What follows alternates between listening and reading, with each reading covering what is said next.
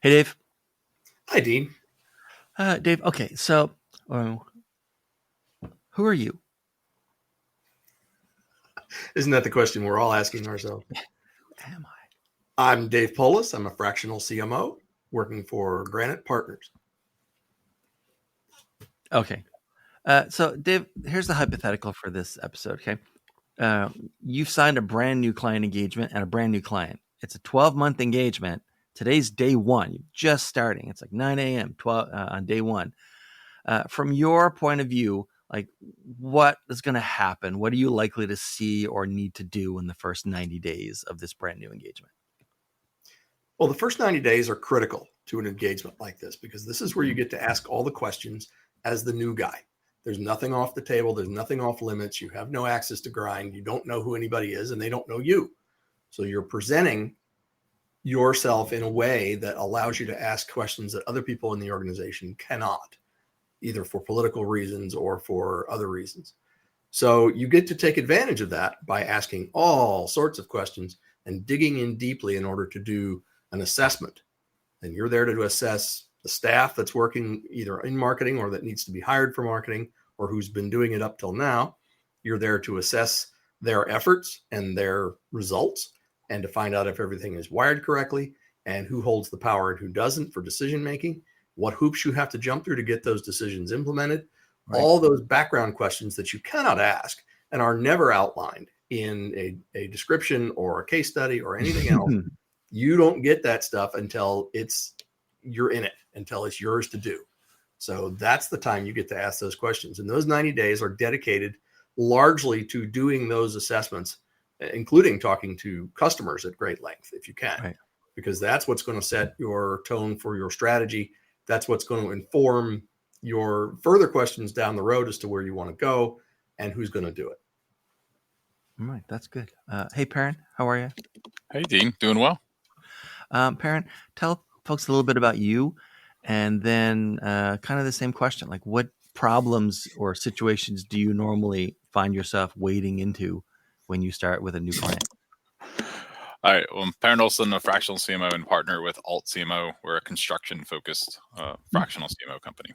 So those first 90 days are really important for just trying to dive in. It's a lot of fun, I find, trying to see new brands, meet new people, understand what's going on figure out the spider web, if there's multiple brands, multiple business units. Generally, I try to even start with why is the company started, kind of get an essence of the company and the brand, understand that evolution, things like that. Then also kind of why did you hire us? Sometimes they're a little guarded when you're in that sales phase of why they're Mhm. hiring you. They don't want to give away anything, but okay, we're now on the same team. Why'd you hire us? What's broken? What's changing? Or what are you trying to change? And that will help lead us to things. Some clients are trying to spin off different business units into new brands. Some are trying to salvage what they have now. They're shrinking. They have new marketing coordinator that's just they realize they're on the fifth marketing coordinator in 5 years and they need help. They're realizing they're the problem, not the marketing coordinator. So a lot of times that will kind of help understand. And then really, what are the bigger business goals? What are we trying to do? Not just the 90 days. What are we trying to do a year from now, 3 years from now, 5 years from now, things like that. So and even just a personal interest. I'm amazed how many CEOs I've talked to. And I'm like, hey, if you weren't the CEO of this construction company, what would you be doing? And they're like, oh, I'd be touring the country with my rock band. I'm like, Mhm. I had that answered twice in the same week when I was onboarding two different clients years ago. And I was like, okay, what am I missing that CEOs of construction companies are in rock bands on the side? So, Yeah. What is it about your prospecting engine that's like picking up all of these like rocker CEOs, right? and Okay. they couldn't be any more mild mannered. That you would never guess that these two were rock stars, on the side. So let's talk about the CEOs then for a second, okay? Yeah. Parent. So imagine that you're the CEO of the client company instead of the CMO, right? Mm-hmm. What I mean, at some point you had to like convince somebody, like investors or a board or leadership team or your own brain, that it was worth allocating the spend to bring in a 12-month fractional CMO in this case for this Yep. hypothetical, right?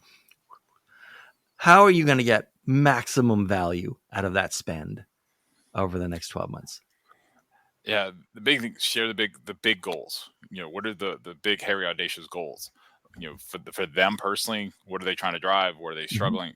one of the big things I find clients hide things. They don't want to share the bad news. They don't want to share the pending lawsuit. You do a quick Google search and you can find all the bad PR that they've had. They don't tell you that. So don't hide your skeletons. I'm on your team. I need to know what's going on. I at least need to know how to react to them or know what might be happening. Share the KPIs. That's the other thing I think people don't do. And one of the reasons I really like the fractional side versus just more the agency world is, in agency world, you do a rebrand, they move on, you're done. And you don't necessarily see the KPIs tick up or go down. You can't counteract, you can't iterate and things like that. So I think it's just sharing more and not trying to hide, oh, I don't want the CMO to see this, or I only want to focus on the negative or what have you. It's just, let's share this and let's be on the same team. We should be going towards the same goal, because the coolest things about marketing is it's generally driven by profits or revenue. So if we do a good job, the company grows, the marketing budget grows, we can do more fun things, and we can keep growing. It's a kind of a self-fulfilling prophecy at that point. So. And Dave, let me rephrase the question or invert it a little bit. Right? You've worked with lots of clients at this point.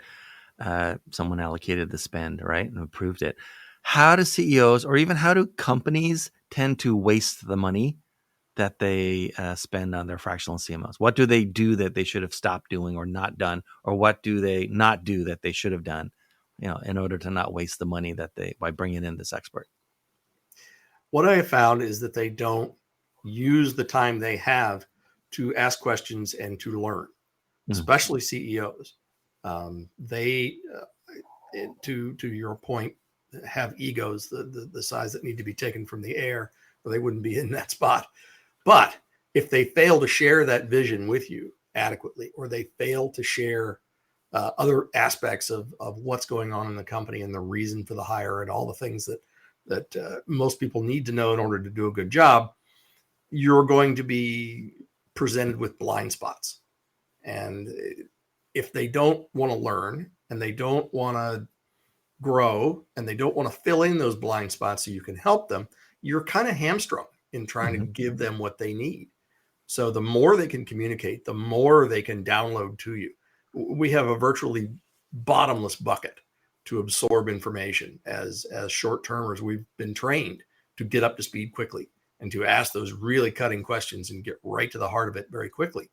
So don't feel you need to spend, a month getting around to having a meeting with me to download your daily thoughts as to why we're not on Instagram or why we're not doing, videos for this or whatever. Let me know what you want, and I'll find a way to give it to you if it fits the strategy and it makes sense. But any reticence or hesitance to provide information usually ends up backfiring. Well, all right. Let's imagine I am the client CEO. Okay. I've got some people. Maybe I have a big one. Most likely I have a relatively small marketing team, a few staffers, mostly junior, maybe mid-level people. There's probably been supervision of the marketing staffers. There's maybe even been management. But this is probably, if I'm hiring a fractional CMO, this is probably the first CMO of any kind the company's had, right? Likely. And there's never been leadership in marketing at this point, right? So I'm looking at this team, and I'm looking at them today. It's your first day as fractional CMO. Dave, and I'm thinking about 12 months from now, supposedly your exit from this engagement, right? How is that team going to be different 12 months from now than it is today? My goal when I am in that situation is to weld that team into a cleanly functioning, fully informed machine that does what it needs to do virtually on its own. My job is to work my way out of a job in terms of managing that team, because you're right. The prior supervision has been only that in most cases. And if it's not coming from a place of authority, it's coming from a place of need, and need is not what drives things forward. You mentioned that this is a fractional CMO. That stands for chief. Chief implies leadership, and you have to show that leadership both by example and by mentoring from the first day. And the first day is the day you allay all the fears, because everybody doesn't know you and you're coming in there cold, and you're supposed to suddenly be working with them and providing them with leadership and direction. They don't know what you're like. They don't know how your style works with theirs. They don't know if you're going to be asking them to do impossible things or if they're going to hate you and want to leave. or love you and never want to be promoted because they don't want your job. There's 1,000 thoughts going through their head, and you have to allay the ones that are based in fear, in that, yes, I'm not going to come in and fire everyone. Yeah, I'm not going to come in and change everything you do every day. I'm going to assess, I'm going to guide, I'm going to shift, I'm going to optimize. But wholesale bull in a china shop activity is not just going to happen. That's not my style, and it's not purposeful for you to engage in that kind of stuff. So you allay the fears, and then you start building. You strip everybody down to the basics, and you say, okay, what is it you do? And once you know what they each do or what they think they do, then you start looking for strengths and weaknesses and allocating those people, putting the right people in the right seats on the bus. Once that happens and they start to see the magic of actually supporting each other and working together, and that their skill sets are complementary and not competitive, things seem to move much more smoothly forward.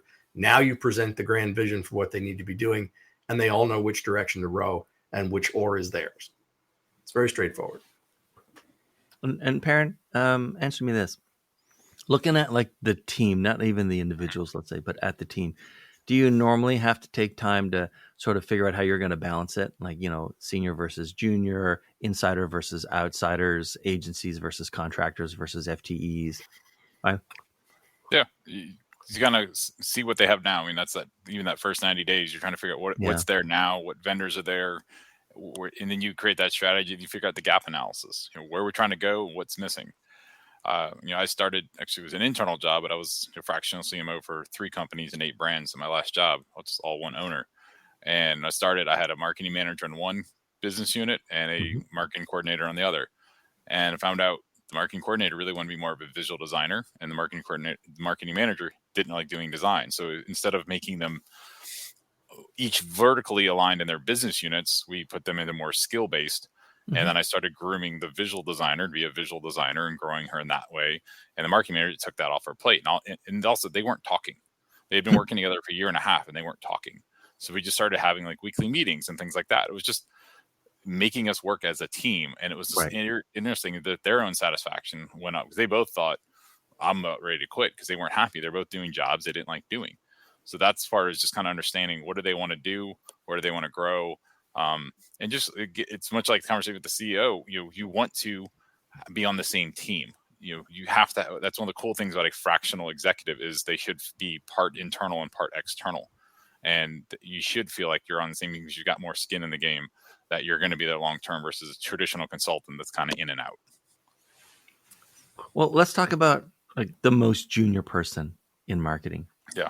So imagine like your best friend comes to you and says, "Hey, Perryn, my kid graduated from college and is now just got hired, first ever full-time job, and so is now the most junior person on a marketing team. And there's a fractional CMO that also just came in the same week.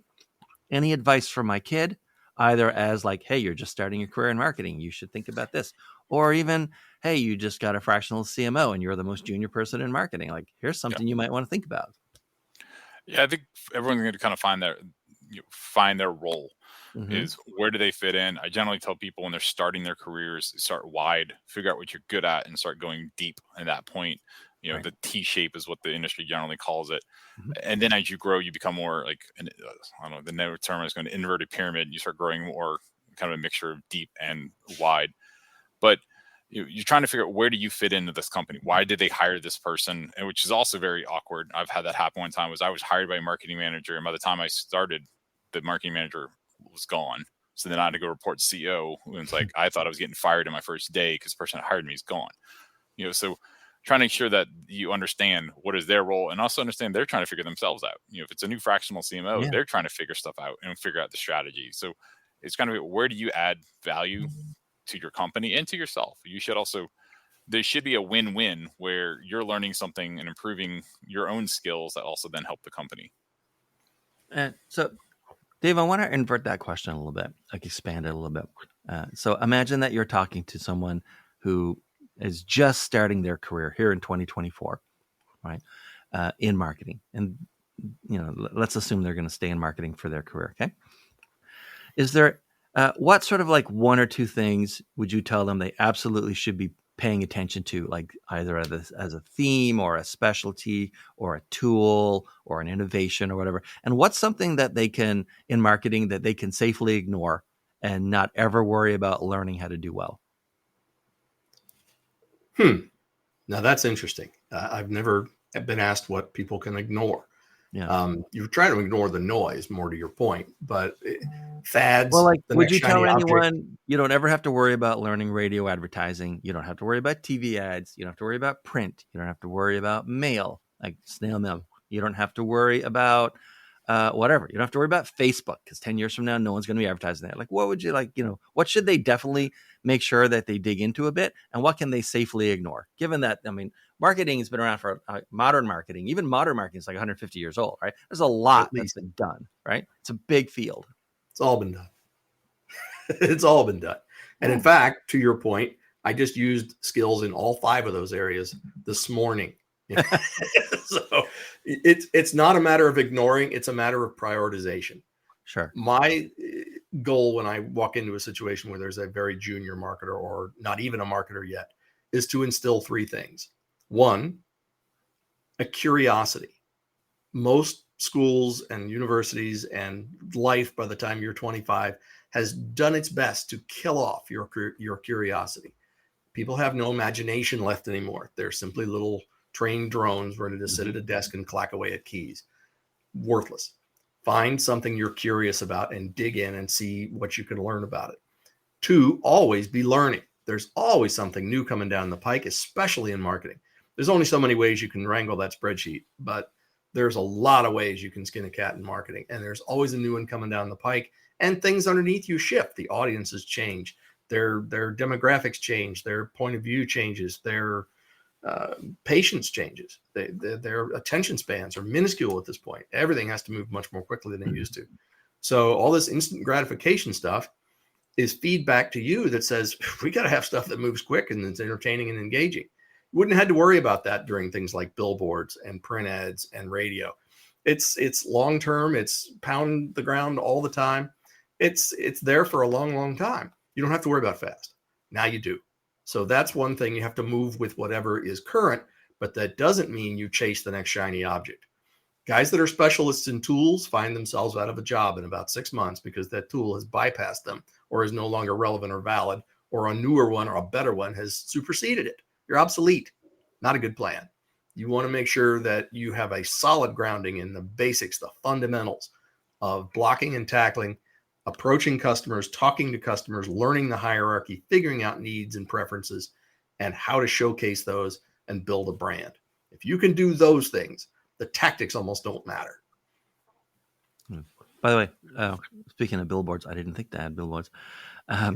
It reminds me of something that someone had pointed out, like this is a while ago, that the most dangerous and at the same time safest job in all of advertising for the past 50 years has been the people who put up the billboards, right?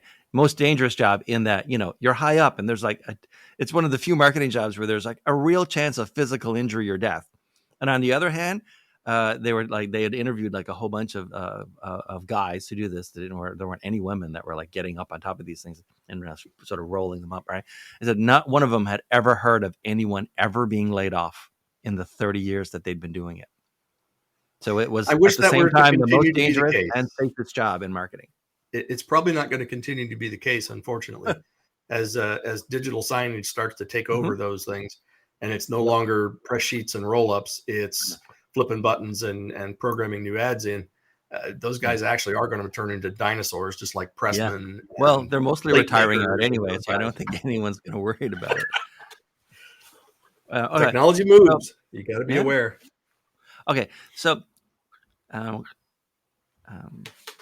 here's where we'll go next. Okay, Dave, I'm going to have you on this podcast. Who you're paired up with as a co-guest, completely random, right? Everyone picks their own time slot. We don't curate. We don't match people.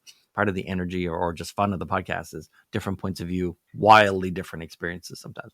Okay? I'm going to have you ask Perryn a question in a minute, but first. My question for you, and like, I'm not trying to be impolite. I'm not trying to be mean. I am just going to be blunt. There are easier ways to make a living, bro. Like, why? I have a couple of good reasons. Why I'm in marketing is a different question than why I'm a fractional. But if you're asking why I'm in marketing, it's because my curiosity and my imagination run amok. I need an outlet. I need to create things. I need to build things. I need to do stuff that's fun. And I may as well get paid for it.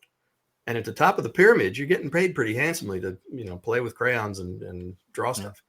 So it's a fun job that everybody envisioned when it wasn't fun down in the trenches, when you're actually having to do all this and spending hours poring over merge purge reports and digging into Google Analytics. That's not fun. But at the top of the pyramid where the strategy is, that's fun. And that's what I like to do. Now, as a fractional, I get to walk in and do the good stuff, do the customer interviews, do the research, do the homework, do the strategy, interact with other, hopefully intelligent people in the C-suite, and don't have to worry about a lot of the politics, a lot of the garbage, a lot of the noise, a lot of the useless meetings.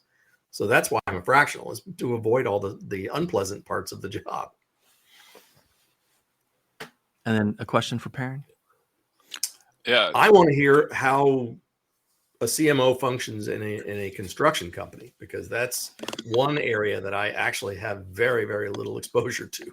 And I would love to hear how executives in that area function, where the interface between guys swinging the hammers and the guys doing what you do work. I want to hear about that.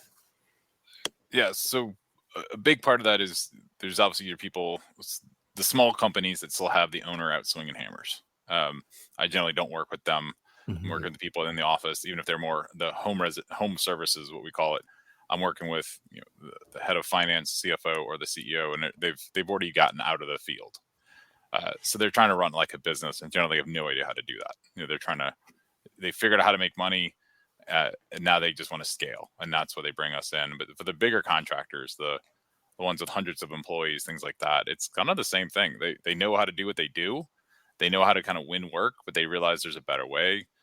And a lot of construction marketing, and I started my career 20 years ago in construction, was actually focused on recruiting. If you're a low bid contractor, what you need is more people. You're limited by the number of people you can retain and attract. So that's kind of where I cut my teeth, was actually working with these big civil contractors that were doing roads and low bid government work. I was trying to help them recruit, and it was very brand focused. And how do we make your brand stand out against the other guys? And just 20 years ago, websites for construction were pretty bad. And I multiple times had construction executives kind of like, they would give the kids essentially marketing, because you can't screw it up. It's just marketing. They had no idea really what that really meant. And I was pretty young 20 years ago. And, I've had multiple CEOs tell me, kid, or son, we don't sell buildings off our website. And my response was simple. Yeah, but you lose them. Because that was this is beginning 20 years ago, is when people started shopping you on the website, and they would qualify you based on your website. And if it was good or bad, they'd say, I'm going to apply with you, or I'm going to ask for work. And it was amazing. 30, 60, 90 days after you launch a new website or rebrand whatever construction company, they get more leads. No SEO, no Google AdWords, just fixing the image would make these companies more revenue and get them more people, employees. So it's big. It's kind of a weird business to business market. Because you also got to deal with risk and insurance and all that. But it's fun. It's good people, is why I like it. I love to see my clients' buildings go up, and I have kind of a piece of that, help them get that client, help them attract the team to it. It's a lot of fun. I can see where a lot of it would be brand and recruit marketing, because if you can't get enough guys, you're not going to get the job done. And that seems to be the big hurdle now in the present time, is finding those guys, because for every 5 tradesmen that retire, only 2 are coming back in. So you're having a serious challenge in trying to find trained people that actually want to show up and work for the amount of money that you're willing to pay, that gets you those low bid jobs. It's tough. What's interesting is construction is now becoming the anti-AI industry. All the accountants that are scared to lose their job because the AI are going to construction, like that's a real thing that's all of a sudden happening in the last year. But for 20 years, I've been hearing about a worker shortage, and it's real. So, Perryn, how about you? Like, why do this job? And then what's your question for Dave? Yeah, I love the fractional, the kind of 1 foot in, 1 foot out. You get to know the client, you get in the brand and get deep, and you see some of the nuances, little details. You change out a word or two on the homepage, you can see the click-throughs improve that you wouldn't see in the agency. But I love the diversity of the brands. I'll share something I learned with one client. with another, without worrying about giving in too much information. But there's commonality between a roofing contractor in Omaha and a demolition contractor in New Orleans. They're both kind of having some of the same pain points. So I'm able to do that. But it's when I started my career in the agency world, and it was such churn, and it was constantly trying to feed this machine, and it was just it was hard, and I really got burnt out on that. And I went internal, and it was a mentor of mine that brought me in. It's actually the one that referred me into construction, even though he was running an IT firm. And he's like, "What are you worried about this job?" I'm like, "Working for one brand scares the shit out of me. Like, it's just boring." And they had a spin-off brands, at least at 2. I'm, oh, good, 2. I'm used to running 30. So it's this kind of balance between multiple brands and in getting in deep enough that you can actually make a difference. So, your question for Dave? Yeah. Mike, I think this is an issue with kind of all consultants, but especially fractionals, is you tend to put your head down and do work on your clients. So, like, how do you keep preventing yourself from becoming your cobbler's kids have no shoes mentality? Essentially, how do you market yourself? How do you keep your own sales pipeline active? That's a challenge that I think every fractional I've talked to is facing. And the answer is time prioritization. I don't take on more than 3 clients at a time, and I never sell more than 10 hours a week to any of them. So I leave that last 10 hours for me to do administration, to do billing, to do prospecting and marketing and meetings and networking and all the rest of the stuff that has to go in to keep that pipeline full. And I'm finding the 10 hours aren't adequate. You gotta do more than that, at least in the beginning, until things start to connect. I've been doing this 5 years now, and it took a long time to sort of gain some traction. And with the full-time job market exploding and or imploding, depending on how you look at it, you would know the terms better. It's been flooded with faux fractionals out there who are just scrabbling for anything they can find. And they don't have the depth. They don't have the experience. They don't have 40 years in 16 different verticals that I do. And now they're taking up slots because they've called themselves the same thing I called myself. And it really starts to irritate after a while. But the way around that is proof in the pudding. Show what you can do. Show people that you know what you're doing. And the best revenge for all this stuff is living well. And I try and set aside time for that as well. Okay. I don't know, man. You should try being in the copywriter world, but someone who doesn't.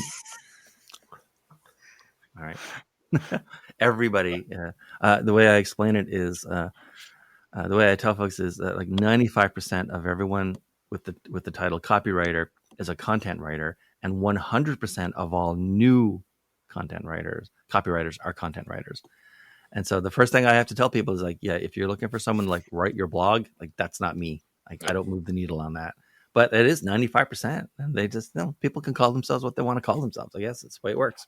I think that whole definition of terms is a big thing. I saw this. My background is actually graphic design, and graphic artist was a different term than graphic designer. And graphic artists kind of fallen away. Now you have visual designers and graphic designers, and it's interesting, and it does.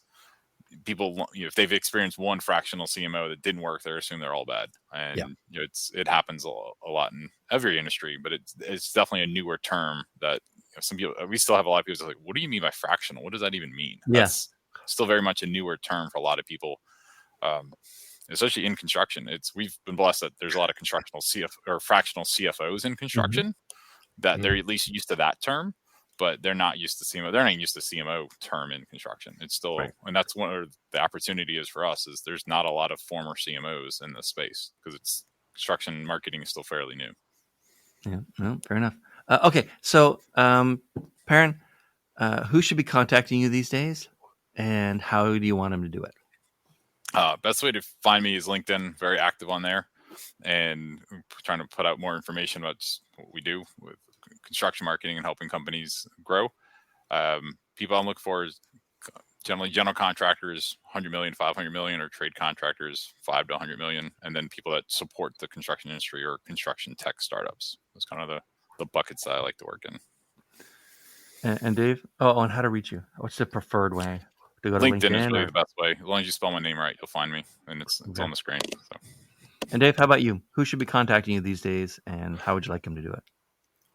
Companies between, say, $5 and $50 million in revenue with less than 200 seats. that are in need of some serious marketing leadership to make sure all the cats are heading in the same direction. And the vertical almost doesn't matter. I'm vertically agnostic, but there are some strengths and weaknesses that if you contact me on LinkedIn or through the email address on the screen, or by purchasing one of these, which is my latest tome, The Marketing Doctor's Survival Notes. You can get that on my website, www.themarketingdoc.com. All right, excellent. All right, Perryn and Dave, thanks so much for being here. I really appreciate it. Thanks for doing episode 99.